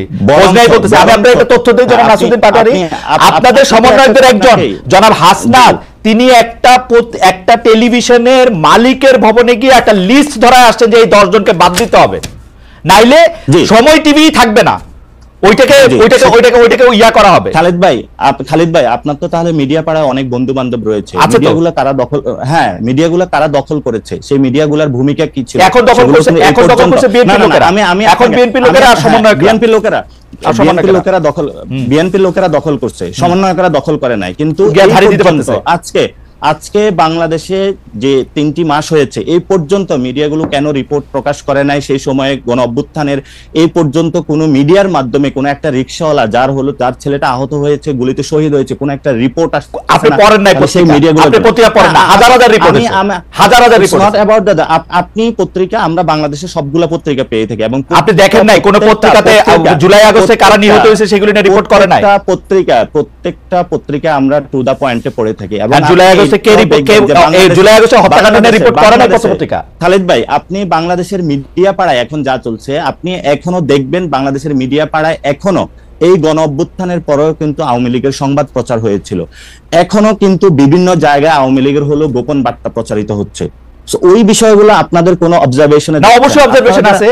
আপনি কি মনে করেন যে শেখ হাসিনা গণভবনে থাইকা এসএসএফ লইয়া এতগুলি ইন্দুর এতগুলি বান্দর লইয়া ক্ষমতায় টিকতে পারে না, হেলিকপ্টারে চলে গেছে? আপনার কাছে কি মনে হয় গোপন বার্তা 2টা দিলে পত্রিকা প্রকাশিত হইলে আপনাকে ইয়া চলে যাবে, শেখ হাসিনা আবার আইসা পড়বে ক্ষমতায়?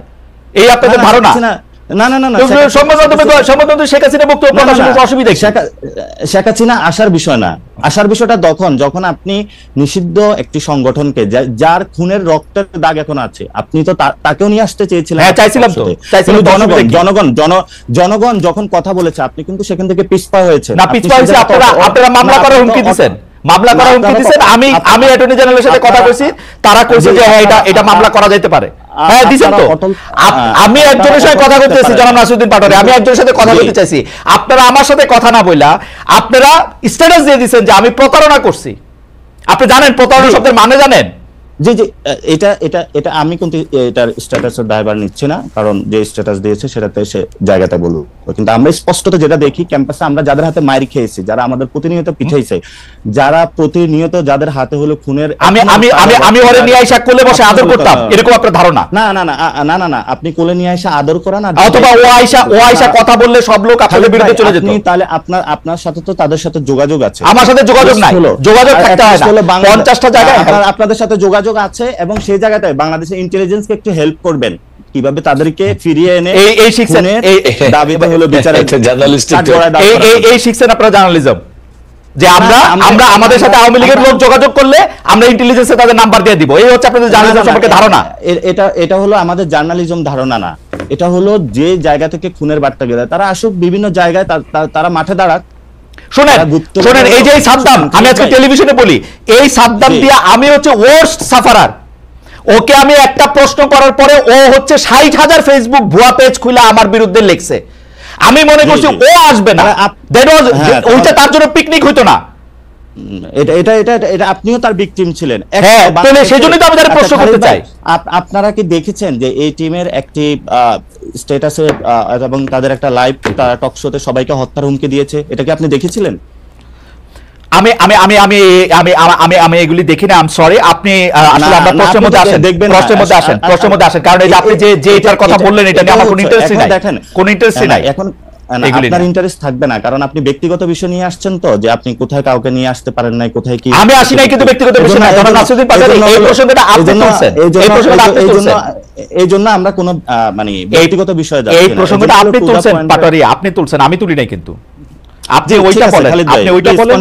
হ্যাঁ, আমি যেটা বলতে চাইতেছি, আমি যেটা বলতে চাইতেছি সেটা হচ্ছে যে এই মুক্তিযুদ্ধের বিপক্ষের যে বয়ানটা, যেমন এইটার ক্ষেত্রে নাগরিক যারা আপনারা আছেন, নাগরিক কমিটি, তারা আসলে অবস্থানটা কি নিতেছেন সেটা একটু আমাদের বলবেন। যে আমরা দেখতে পাচ্ছি যে একজন মুক্তিযোদ্ধা, আমি আসলে মুক্তিযোদ্ধারা বলে না, যে কোনো লোককে আসলে অপমান করা, তাকে গলায় জুতার মালা দেওয়া এবং কোনো একটা কারো ছত্রছায়া এটা করা, এটার বিপক্ষে আপনি যদি 2 লাইনে একটু বলতেন যে এই জিনিসটা নিয়ে আপনি আসলে কিভাবে দেখতেছেন। না, প্রথমত আমরা বলি যে মুক্তিযুদ্ধের যে আকাঙ্ক্ষাটা ছিল, 71-এর মানুষ যে জন্য যুদ্ধে ঝাঁপিয়ে পড়েছিল, সেটা তো ব্যাহত হয়েছিল। এবং গত 53 বছরে বিভিন্ন দল ছিল, সেনা শাসন ছিল, বিভিন্ন বড় বড় কিংস পার্টি তারা ক্ষমতায় ছিল, এবং সেখানে তারা কিন্তু মুক্তিযুদ্ধের এই বিষয়গুলো এই পর্যন্ত কিন্তু যে দলে এসেছে তারা কিন্তু মুক্তিযোদ্ধা বানিয়েছে, এবং সেই জায়গাতে মানুষের প্রতি কিন্তু মুক্তিযুদ্ধের প্রতি একটা বীতশ্রদ্ধা তৈরি হয়েছিল, কারণ কে আসল কে নকল বোঝা যাচ্ছে না। ফলে তো আমরা যে জায়গাতে বক্তব্য রাখি সেটা হলো মুক্তিযুদ্ধের যে রিয়েল কোর স্পিরিটটা, সাম্য, মানবিক মর্যাদা এবং ন্যায় বিচার, সেই জিনিসটা আমরা ধারণ করি।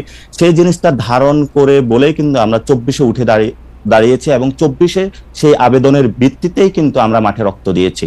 এবং আমরা এই ক্ষেত্রে কোনো মুক্তিযোদ্ধার সাথে কোনো বেমানান কোনো কিছু করা হবে, অথবা তাদেরকে হত্যা বা গুম করা, অথবা তাদেরকে অ্যাসাল্ট করা হবে, আমরা কখনো এগুলো কোনো সমর্থন করি না। ইভেন আমরা কোনো ব্যক্তিকে আইনের শাসন নিজের হাতে তুলে দেওয়াকে অপছন্দ করি, এবং এটার আমরা তীব্র বিরোধিতা করি। কারণ কোনো ব্যক্তিকে হলো বাসায় থেকে উঠে নিয়ে কান ধরে উঠবসা করা অথবা তাকে এজাল্ট করা, আমরা কখনো এই বিষয়গুলো সমর্থন করি না। আমরা মনে করি দেশে একটি সুন্দর বিচার প্রক্রিয়ার মধ্যে যদি কেউ কোনো অপরাধ করে থাকে সেটার বিচার হবে, আর যদি সে অপরাধ না করে থাকে, যদি কেউ তাকে সেই এলিগেশন এনে থাকে, তাহলে তার বিচার করা হবে। আমরা সেই সুন্দর বিচার প্রক্রিয়া বিশ্বাস করি। ওকে, জনাব নাসিরুদ্দিন পাটোয়ারি, আপনাকে ধন্যবাদ। আপনারা জানেন যে চ্যানেল 24 আমাদের অনুষ্ঠানটি সরাসরি সম্প্রচার করছিল। চ্যানেল 24 তাদের টপ অফ দ্য নাউজের জন্য মানে 54 বা 55 পরে, অর্থাৎ আর 2-3 মিনিট পরে তারা চলে যাবেন। আমি এটাই এখনই বলে রাখলাম, কারণ আমার প্রশ্নটি করে রাখতে হচ্ছে ব্যারিস্টার রুহুল কুদ্দুস কাজলকে, যে জনাব রুহুল কুদ্দুস কাজল আওয়ামী লীগ সরকারের সময় তারেক রহমান বাংলাদেশে আসেননি, রাজনৈতিক বাস্তবতা ছিল, কিন্তু 5 আগস্টের পরও তিনি ফেরেননি। এখন স্পর্শকাতর মামলা থেকে, আপনাদের ভাষায় সব মিথ্যা মামলা থেকেই খালাস পেয়েছেন তারেক রহমান, তারপরও তিনি দেশে ফিরছেন না, ভার্চুয়াল জনসভায় যোগ দিচ্ছেন, বিএনপির নেতৃত্বে সরকার গঠন হবে এটা নিশ্চিত করার পরেই তিনি দেশে ফিরবেন। মানে আসলে তিনি দেশে ফিরতেছেন না কেন? মানে তার কোন জায়গা থেকে তিনি আসলে একটু ভীত বোধ করছেন? দেখুন, আমার মনে হয় প্রথম কথা হচ্ছে যে আপনি যে প্রশ্নটি করেছেন অনেকটা ব্যক্তি কেন্দ্রিক প্রশ্ন। তো আসলে আপনি জানেন না, পার্টি প্রধান তো শুধু ব্যক্তি না, উনি তো ইনস্টিটিউশন। কিন্তু কথা হচ্ছে যে একজন ব্যক্তির অ্যাবসলিউটলি যে প্রশ্নটা আপনি করেছেন, আমি যদি এখন কোনো কারণে খালেদ মহিউদ্দিনকে জিজ্ঞেস করি, খালেদ মহিউদ্দিন আপনি সকালবেলা কি দিয়ে নাস্তা করেছেন, এই প্রশ্ন নিশ্চয়ই নাসিরুদ্দিন পাটোয়ারি আপনাকে দিতে পারবে না, এটাকে মানতে হবে বাস্তবতা। সুতরাং এটা একটা রাজনৈতিক দলের নেতা এবং তার স্বাভাবিক পাবলিক ফিগারের, পাবলিক স্পেয়ারের কার্যক্রম নিয়ে আমরা কথা বলতে পারি, সমালোচনা করতে পারি, এবং আমি সেটা গণতন্ত্রের সৌন্দর্য বলে মনে করি। ওকে, জনাব তারেক রহমান এবং বিএনপির পক্ষ থেকে তাদের মামলা, তার মামলা, খালেদা জিয়ার মামলা, সারা দেশের নেতা কর্মীদের মিথ্যা মামলা সম্পর্কে স্পষ্ট স্ট্যান্ড ছিল আইনি প্রক্রিয়ার মাধ্যমে এই সমস্ত মামলা থেকে আমরা নিষ্কৃতি চাই। আজকে একটার পর একটা মামলায় কিন্তু সেগুলো প্রমাণিত হয়েছে এবং সেগুলো প্রমাণিত হচ্ছে। সুতরাং একটা আইনি প্রক্রিয়ার মাধ্যমে একজন নির্দোষ ব্যক্তিকে বিগত সময় বয়ান দিয়ে দোষী বানানোর যে প্রচেষ্টা ছিল, সেখান থেকে এখন আইনি প্রক্রিয়ার মাধ্যমে হচ্ছে। তিনি উপস্থিত করলে অসুবিধা কি? তিনি আমি কেন ওনার অনুপস্থিতিতে আমাদের আইন প্রক্রিয়া যদি আপনি কোনো পারমিট করে, তাহলে কেন পারমিট করে? আমি আবারও বলছি, আমি মৃত্যু ভয় থাকলে করে না, মৃত্যু ভয় থাকলে আমি আমার মনে হয় খালেদ, আমার মনে হয় আইনের ব্যাপারটি আমি আপনাকে বলি, আমাদের যে কোনো আইনজীবী জানবেন, কোনো কারণে একটা রায়ের যদি কোনো কারণে কো-অ্যাকিউজ, কো-কনভিক্ট থাকে, সেই জাজমেন্টটা যদি অ্যাজ এ হোল যদি কোনো কারণে বাতিল হয়ে যায়, তাহলে নিশ্চিতভাবে নন অ্যাপিলিং কনভিক্ট কিংবা নন অ্যাপিলিং অ্যাকিউজ তার বেনিফিট আইনগতভাবে পেয়ে থাকেন। এটার আরেকটা ব্যাখ্যাও আছে, আমি সেটা পরে আপনার কাছ থেকে শুনবো। আমি আপনাকে সেই কারণেই বললাম যে আপনি যে প্রশ্নটা করলেন, আমরা আইনের ভাষায় আপনি জানেন that is called leading question, এবং লিডিং কোশ্চেনের আনসার দেওয়ার মতো অবস্থানে আমরা তাহলে পরবর্তী কোশ্চেনে যাই। আমাদের থেকে চ্যানেল 24 চলে যাচ্ছে যে বৈষম্য বিরোধী ছাত্র নেতারা, ছাত্র জনতার নেতা যারা জুলাই আন্দোলনের নেতৃত্ব দিয়েছে, আমরা দ্ব্যর্থহীন ভাষায় বলতে চাই, তারা যখন রাজনৈতিক দল করতে চায়, বিএনপি নেতারা তাদেরকে কিংস পার্টি করছে এরকম কেউ কেউ বলে। আমাদের দর্শকরা কিন্তু আমাদেরকে বলে যে বাংলাদেশের প্রথম কিংস পার্টি হচ্ছে বিএনপি, এবং এইটি প্রথম আলোকে দেওয়া সাক্ষাৎকারে জনাব নাসিরউদ্দিন পাটোয়ারিও এই বিএনপির এই প্রতিষ্ঠাকালীন ইতিহাসটা বলেছেন, আজকেও আমাদেরকে কিছুটা বলতে চেয়েছেন। আপনারা এটাকে আসলে কিভাবে ব্যাখ্যা করেন? মানে কিভাবে চালুনি সূত্রে বলে যে কেন? আমি আপনাকে এত কথা বলি যে জন্ম হোক যথাযথ, কর্ম হোক ভালো, এটা তো আপনি মূল জিনিস আসলে খেয়াল করে দেখবেন। এটা কিন্তু প্রথমত বুঝে রাখতে হবে।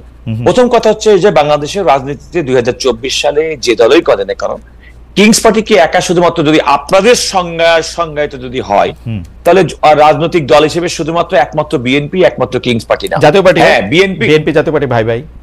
আমি এর বাইরে কি আপনি ছিল না? আপনার কি মনে আছে ওয়ান ফেরদৌস আহমেদ কুরেশি 1/11 সরকারের সময় তাদের প্যাট্রোনাইজেশন, আপনি কেন ভুলে যান খালেদ? না, কারণ দলই নাই আর দলের কথা মনে রাখবো। এক্স্যাক্টলি আজকে বিএনপি আলোচনার মধ্যে আছে, এই কারণে বিএনপি হচ্ছে বাংলাদেশের আগামী দিনের রাষ্ট্র ক্ষমতা প্রত্যাশী প্রধান কন্টেন্ডার। এই কারণে আজকে বিএনপি নিয়ে যে কোনো আলোচনার মধ্যে বিএনপি আসবে। ওদেরকে 40টা বছর সময় তো তুলে দিতে হবে। বিএনপি আজকে রাষ্ট্র ক্ষমতার প্রধান কন্টেন্ডার, সেইটা তো একটা ক্ষমতার মধ্যে দিয়ে গিয়া ওদেরকে দিতে হবে না সেই সময়টা। আপনি আগেই না কিং পার্টি আমি বলছি না, আমি যদি নাসিরউদ্দিন পাটোয়ারি তারা যে রাজনৈতিক দল করছে, বিএনপির প্রতিষ্ঠাতা শহীদ প্রেসিডেন্ট জিয়াউর রহমান বাংলাদেশে বহুদলীয় গণতন্ত্রের প্রবর্তন করেছিল, একদলীয় শাসন ব্যবস্থা থেকে করেছিল।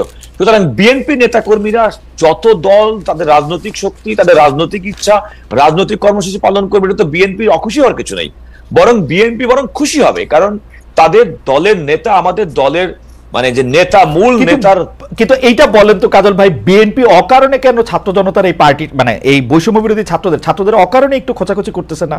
কিছু হইলে বলে যে যেমন এক্সট্রিম, আপনি আমাকে বলেন কিছু এক্সট্রিম। আমার মনে হয় যে কোনো একটা বক্তব্যের আইসোলেটেড কোনো পার্ট নিয়ে সেটাকে একটা মিসইন্টারপ্রেট করার সুযোগ থাকে।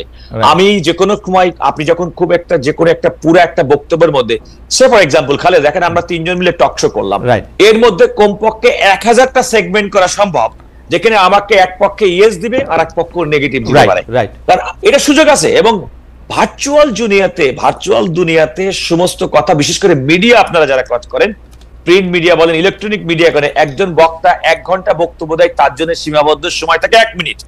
এবং আপনি মিডিয়া হাউসের অন্যতম উদ্দেশ্য হচ্ছে যে তার ওই বক্তব্যটা, যে বক্তব্যটা পাঠকের কাছে গ্রহণযোগ্য হবে, তার কাজল ভাই আচ্ছা ঠিক আছে, ওই বক্তব্যের কথা বাদ দিই কাজল ভাই, আমি আপনার বক্তব্য শুনতে চাই কাজল ভাই, ওটার কথা বাদ দিই আমি, ঠিক আছে? এটা নিয়ে আমার আলাদা অবস্থান আছে। আমি 30 বছর ধরে সাংবাদিকতা করাই, আমি এটা নিয়ে আমার আলাদা বক্তব্য আছে। আমি এই আজকের কথায় ফিরে আসি। আসলে কি ঘটনাটা কি, মানে আপনারা চান যে মানে এই যে যারা এখন ক্ষমতায় আসে, দরকার হলে তাদেরকে আটকানোর জন্য আপনারা আওয়ামী লীগের সাথেও এক ধরনের সন্ধি করে ফেলবেন। আপনারা গোপনে আওয়ামী লীগের সাথেও একটা সম্পর্ক রাখতেছেন। আপনারা আওয়ামী লীগের ফ্যাসিস্টদের বিচারটা আপনারা দাবি করতেছেন না, যেগুলি নাসিরউদ্দিন পাটোয়ারি বলছে, আপনি এগুলি কিন্তু মানে আমি জানি না এরান নাই, আপনি সুন্দর করে বলছেন, আমি বুঝি নাই মনে হয়। আমার কথা খেয়াল করে দেখেন, আপনি বলেন নাসিরউদ্দিন পাটোয়ারি যে সমস্ত কারণে বিএনপির বিরুদ্ধে অভিযোগ করছে তার প্রত্যেকটা বিএনপি ইন অ্যাকশন করেছে। আমি আপনাকে আবারও বলি, ইন অ্যাকশন করেছে। আপনি খেয়াল করে দেখুন যে এই যে বিভিন্ন জায়গায় ফ্যাসিস্ট দোসরদের বিরুদ্ধে যে সমস্ত ফৌজদারি মামলা, দু একটা জায়গায় অভিযোগ থাকতে পারে যে দু একজন নিরপরাধ ব্যক্তি কোনো কারণে অভিযুক্ত হয়ে যেতে পারেন, কিন্তু অধিকাংশ ক্ষেত্রে ভিকটিমের পরিবারের পক্ষ থেকে মামলা দায়ের করা, তাদের বিচারের প্রক্রিয়ার মধ্যে আনা, সেটা কিন্তু বিএনপি রাজনৈতিকভাবে করেছে এবং করছে। বিএনপি কিন্তু বর্তমান অন্তর্বর্তীকালীন সরকারের সময় যখন কথা বলছে, রাষ্ট্র পরিচালনায় এই সরকারকে সহযোগিতার পাশাপাশি জুলাই আগস্ট গণবিপ্লবের যে স্পিরিট, সেই স্পিরিটটা ধারণ রেখে বিগত পতিত ফ্যাসিস্ট সরকারের বিচার প্রক্রিয়া এগিয়ে নেওয়া যাওয়ার জন্য সরকারের কাছে কাজল ভাই সত্যি কথা বলেন, আওয়ামী লীগের সাথে কোনো আতাত করতেছে না তো বিএনপি? মানে আমাদের কিন্তু মানে অতীত অভিজ্ঞতা ভালো না আসলে। আমি আপনাকে খালেদ এতটুকু বলি, বিএনপি সম্ভবত বাংলাদেশে এমন কোন দেউলিয়াত্বের শিকার হয়নি যে বিএনপি জনগণের কাছে তার যে কমিটমেন্ট, সেই কমিটমেন্ট এবং জনগণের আস্থার বাইরে গিয়ে আওয়ামী লীগের উপর ভর করতে হবে তার রাষ্ট্র ক্ষমতা আসার জন্য। মানুষ অশুভ সন্ধি তখনই করে যখন কোন কারণে তার নিজের কোমরের জোর না থাকে। ওকে, আমার মনে হয় যে কাজল ভাই আপনাকে ধন্যবাদ। আমাদের অনুষ্ঠান প্রায় শেষ হয়ে গেল, যে we just want 2 or 3 more minutes because we want to so আমরা একটা 2-3 মিনিট একটু চায়া নিলাম। তো জনাব পাটোয়ারি, আমরা একদম শেষ পর্যায়ে, বছরও শেষ হতে যাচ্ছে, আমরা একটা সবচেয়ে মনে হয় যে আমরা 2024 এরকম একটা বছর আমরা একটা দেখলাম। আমরা কাজল ভাইকে 20 সেকেন্ড শুনবো আর আপনাকে শুনবো 2 মিনিট। আপনি যদি এই সময়ের মধ্যে থেকে আপনারা আসলে 2025টা আপনারা কেমন দেখতে চাইতেছেন, কি হইতে পারে সেই জায়গায়, কেমনে আপনারা আমাদের সবাইকে আবার এক জায়গায় নিয়ে আসবেন, একটা বিভেদ এবং মানে আনবেন কিনা, নাকি আপনারা একলাই থাকবেন কোথাও, সেইটাও আপনারা একটু কইতে মানে আপনাদের এই 2025-এর সামনে রেখে আপনাদের লক্ষ্য উদ্দেশ্য যদি একটু বলেন জনাব নাসিরউদ্দিন পাটোয়ারি। জি, প্রথমত ধন্যবাদ। প্রথমত আমরা পুরাতন রাজনৈতিক যে ওল্ড সিস্টেম গুলো সেগুলো আমরা চাই না। এটার বিরুদ্ধে যদি বিএনপি দাঁড়াক অথবা যে কোনো বাংলাদেশের পলিটিক্যাল পার্টি দাঁড়াক, এটা অলরেডি আওয়ামী লীগ দাঁড়িয়েছিল, সেখানে আওয়ামী লীগ বাংলাদেশ থেকে পালিয়ে গিয়েছিল। সো তরুণ প্রজন্ম এটাতে খুবই মানে একটা জায়গা আছে যে বাংলাদেশে ওল্ড সিস্টেম বা পুরাতন যে ব্যবস্থাগুলো আছে সেগুলো ফিরতে দিবে না বাংলাদেশে। তো চাঁদাবাজি, চাঁদাবাজি এগুলো আমরা তীব্র বিরোধিতা করি এবং বিএনপি এগুলোতে কিছু কাজ করছে, আমরা আমাদের জায়গা থেকে আমরা তাদেরকে ধন্যবাদ জানাই। ভবিষ্যতে করবে, কারণ আমাদের দায়িত্ববোধ এটা, যে কোনো পার্টি হোক তাদেরও সংস্কারের মধ্যে দিয়ে যেতে হবে, যাতে নতুন বাংলাদেশে 25 সালে যাতে আমরা নতুন একটি বাংলাদেশ দেখতে চাই। এবং আমরা সেখানে বলতেছি যে আমরা হলো বিভাজনের আর রাজনীতি চাই না, আমরা বৈষম্যের কোনো রাজনীতি চাই না, আমরা আমাদের হিউম্যান ডেভেলপমেন্টের জায়গা থেকে একটি ডিগনিটির সমাজ চাই, যেখানে তরুণ প্রজন্মকে, যারা সিনিয়র নেতৃবৃন্দ রয়েছেন এবং সিনিয়র সিটিজেন রয়েছেন বিভিন্ন জায়গা থেকে, যারা অলরেডি কম্প্রোমাইজড হয়ে গেছেন বিভিন্ন জায়গায়, সম্মানের জায়গাটা রাখবেন, কারণ আমরা কোথাও কম্প্রোমাইজড হইনি। সো কম্প্রোমাইজ সোসাইটিতে আমরা বাস করি না। আপনাদের কম্প্রোমাইজ সোসাইটি নিয়ে আপনারা থাকেন, কিন্তু আমাদেরকে আপনারা কম্প্রোমাইজড হতে বাধ্য করবেন না।